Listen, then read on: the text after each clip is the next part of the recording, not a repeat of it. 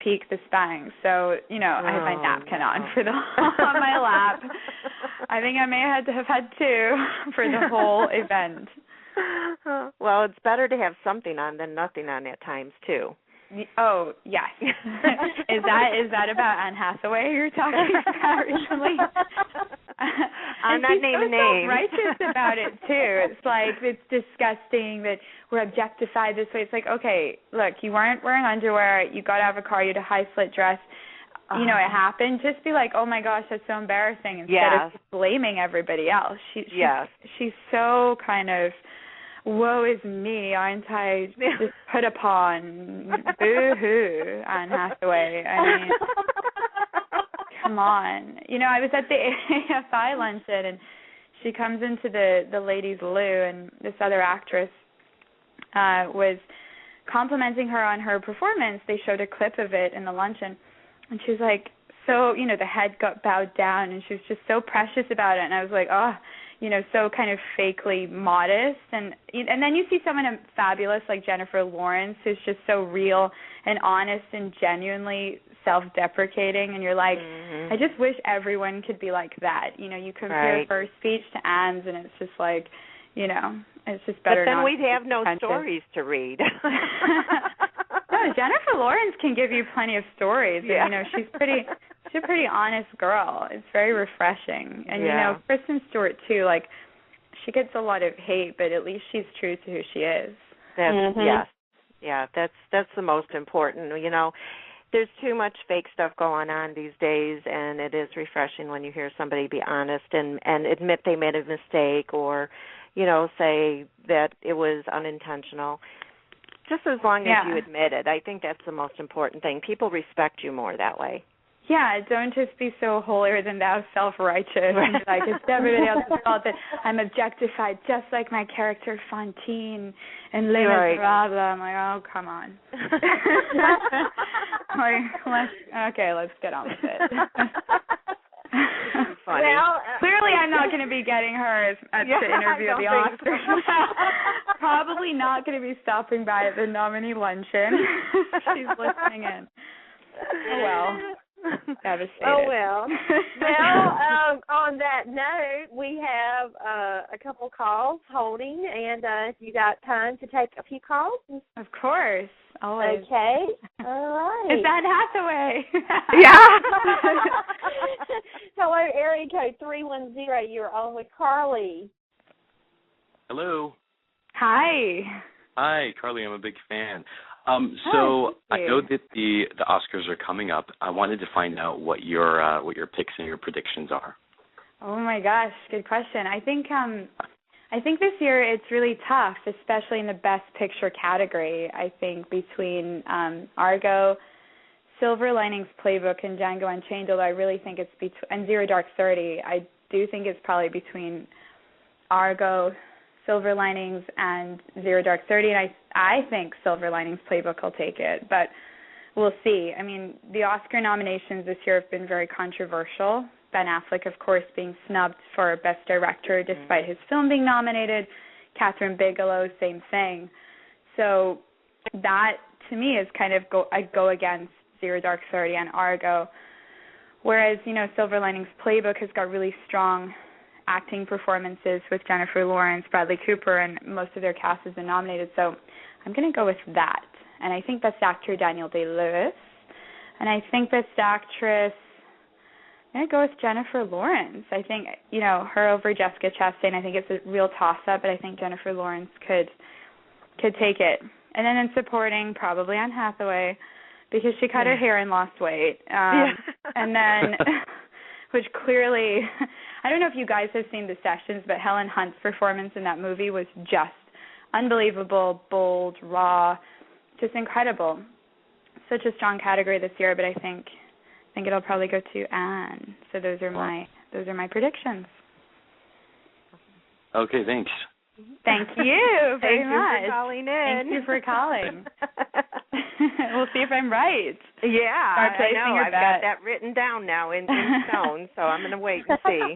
And I'm going to call you out. Oh, God. You know, I've never gotten them wrong in the past 5 years, but this could be my first year because it is really, it's quite exciting how unpredictable it is. I think we'll know more when the Producers Guild, Directors Guild, and SAG awards are done. Then I'll be able to predict more accurately. Right.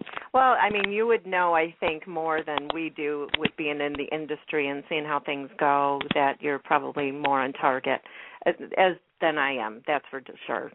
Because I haven't even seen half of the movies. This year. Honestly, it really is a toss-up. Mhm.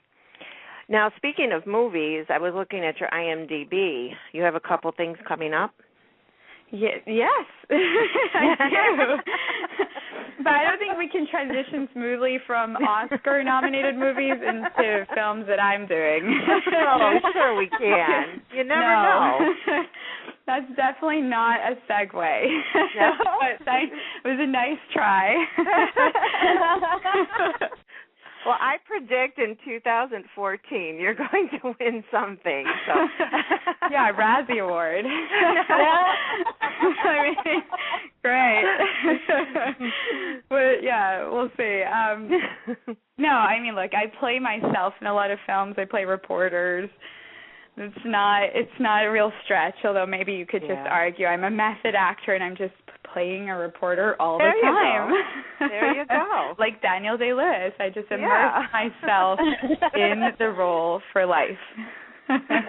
Yeah, there you go. Well, one of them says reporter, but the other one gives a name. So are you a reporter? Oh, my God. It's yes, no, that's a movie actually we're just about to start filming. It's just about the entertainment industry. And actually a lot of the things we've been talking about, just how cutthroat it is, and, you know, with the machinery of Hollywood and the beast, it's that kind of movie. Oh, okay. Well, that sounds interesting. Yeah, I'm playing a publicist, which again is not a stretch from no, I don't think so. Not really a stretch. No. Well, what do you see yourself doing in the next, let's say, 10 years? Oh, gosh. That is such a great question. I would love to build up my production company and my brand, and have my own show, and also produce other shows and produce movies and be in more films, and have a product line and books, and just be total world domination. That sounds good. That sounds good. Good. Maybe they'll even name a state or an island or something after you. Yeah, or you could do it yourself. That'd be fine if they wanted to do that.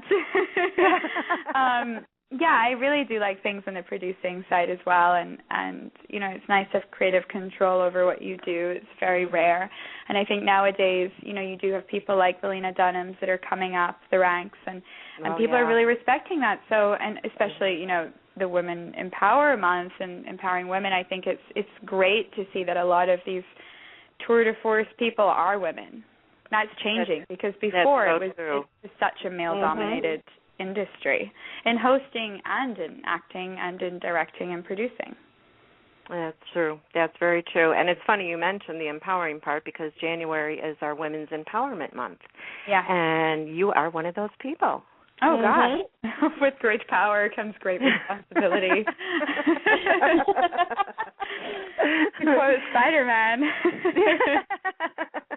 He's not a woman. No. Although, no, just kidding. Yeah. Well, I want to thank you so much for spending this hour with us. It was so much fun. You're pure delight to talk to, and we would love to do it again in the future. Anytime. I had so much fun chatting with you guys. Thank you so much for having me. I had a blast. You're very welcome. You have a good night. And thank you. You too. Best Bye. wishes. Best wishes to you. Bye-bye. And to you. Bye. Well, that was interesting. I mean, that was a lot of fun.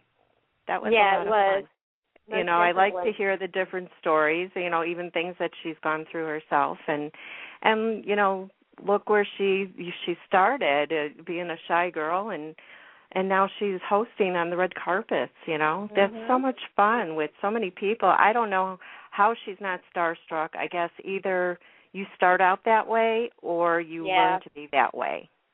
I think that it's like anything else. You just get kind of immune to it. You know, she's probably seen so many at this point that, you know, and she's in that line of work. So she's doing some of the same things. So they're kind of her colleagues, her equals in the business.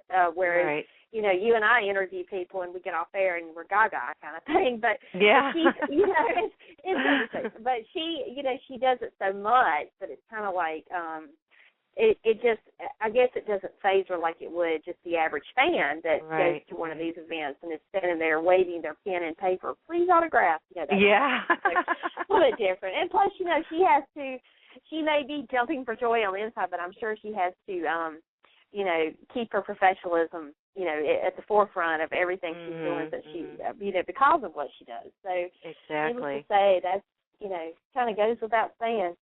Yeah. And she seems like she's pretty self-taught in a lot of things, you know, where she transitioned, and I didn't even get to bring it up, where she went from Vogue being the, you know, every type person, or gopher as they call them, and I'm sure she had an actual job there too. But I know I read that she had to go get coffee and that. And then, you know, she went into producing, and now she's hosting, and she's just come such a long way. Yeah, so she should be very proud of herself. And anybody that wants to follow her on Twitter, she's at CARLY J Steele, STEEL.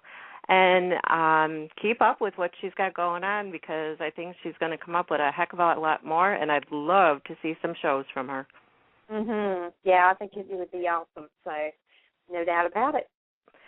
And we want to thank everybody who listened tonight to our interview. We appreciate it more than you know, and we hope you'll join us for our next interview and many more after that. Thank you, Dawn, for joining me again tonight. You're so very welcome. And with that, we'll say good night and God bless, and we'll see you the next time. Tonight's show has been brought to you by One Taste of Main Street Cake Shop, baked from scratch, custom-made cakes and cupcakes, and you'll be hooked. Every cake is made to order with only the finest and freshest ingredients. This is no ordinary bakery. Cakes are never pre-made. Main Street Cake Shop is in demand, having provided cakes and cupcakes for numerous prestigious events, bridal fairs, and venues. Owned and operated by April Murray, she has garnered many awards for not only her exquisite cake designs, but also for their incredible taste.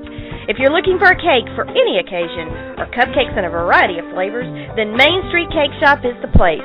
Visit them on the web at mainstreetcakeshop.com.